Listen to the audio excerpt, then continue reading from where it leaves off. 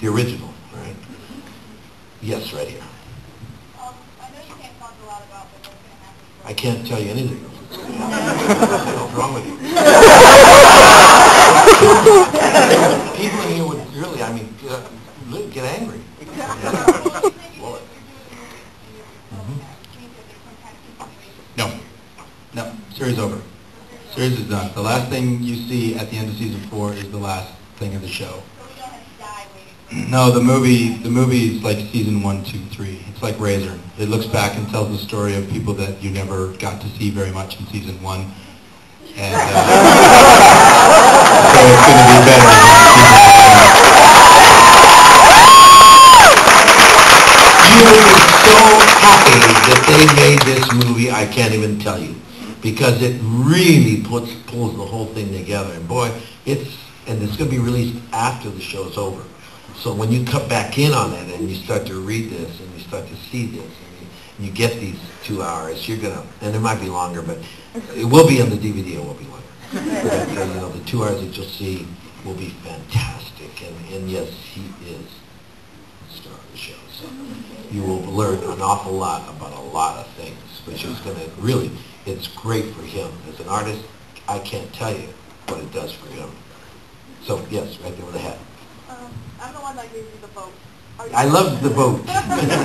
She gave you the vote. So I got another question. Are you planning on smashing the vote? No.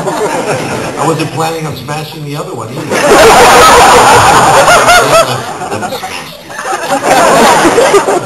They shouldn't have told me that, you know, Starbuck was dead. I want to smash the vote. Especially since they just set me down and goes, you're working on this vote. Oh.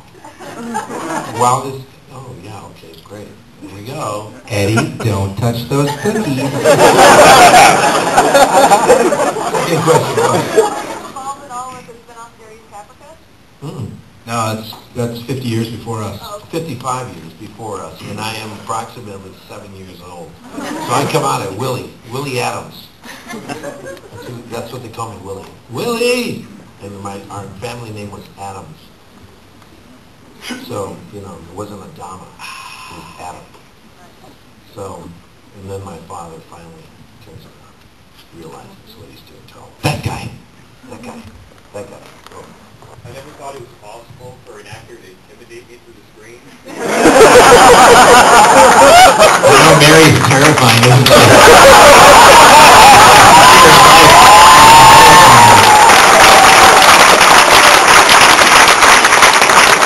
Talking about me, okay? I said Mary.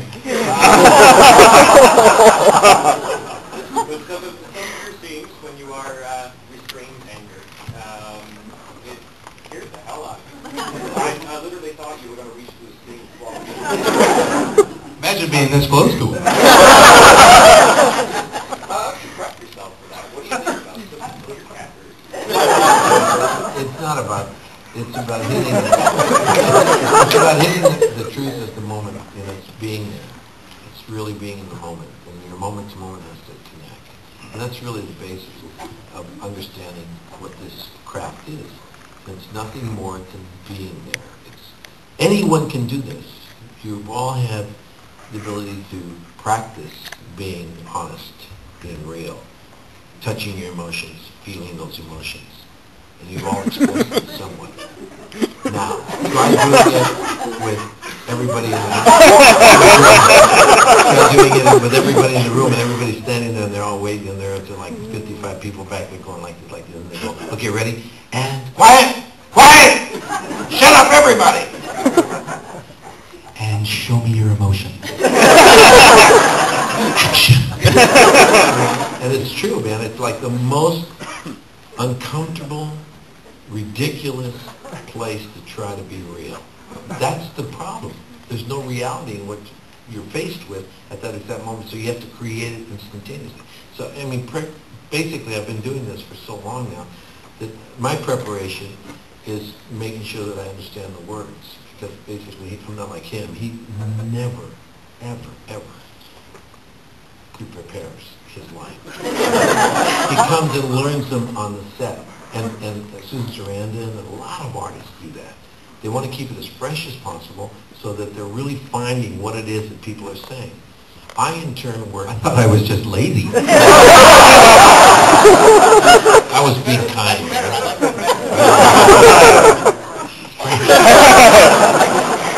Me personally, I work, I'm dyslexic, so I work on a very different level of understanding. So I don't know anything of what the other actors are going to say.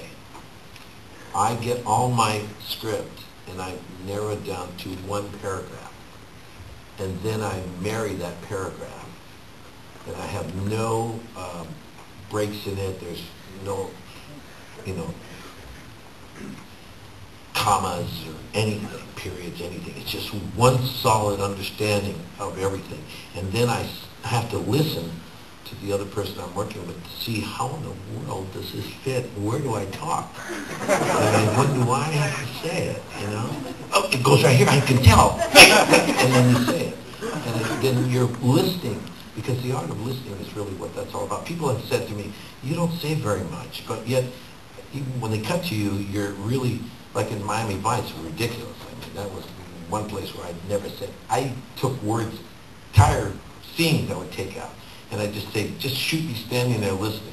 But aren't you going to, no, I'm not going to say any of this. Just let me listen. Just look at the guy and say, book him.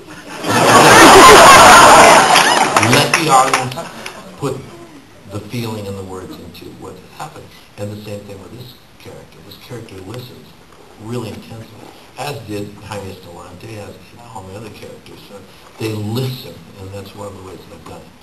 So it's not that I go off and... I remember James Dean, when I was studying, and they would tell me, like, James would, like, rip. If he has, like, the scene where his father and him are having a big thing in From Here to Eternity, and he's coming down the stairs, and his father looks at him, and he grabs his father, you don't love me, you don't. Well, he was, like, in his trailer before the scene started, completely annihilating it, and just people heard screaming, wailing, and everything. It was a different method, Martin Sheen for Apocalypse Now, he whacked it out of his mind. The drum scene, he was just bombarded. And I went to work. Remember, I went to work. You went, yeah, no, you went. I do a scene where I'm completely wasted, completely whacked out of my mind as the Dharma, and I went to the set, whacked out of my mind, but acting. I was whacked out of my mind. So, and pretty soon my birds go, oh, shit, he's really whacked out.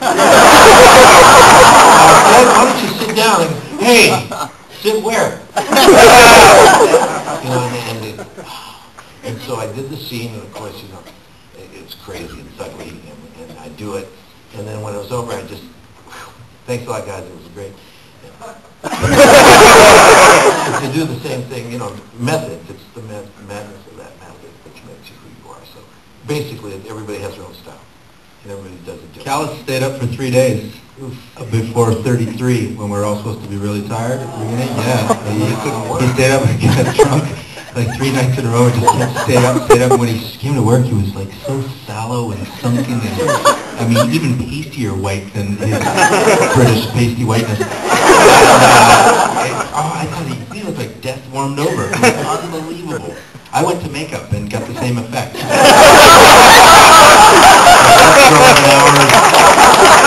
played hockey the night before. I was good. Had a beer.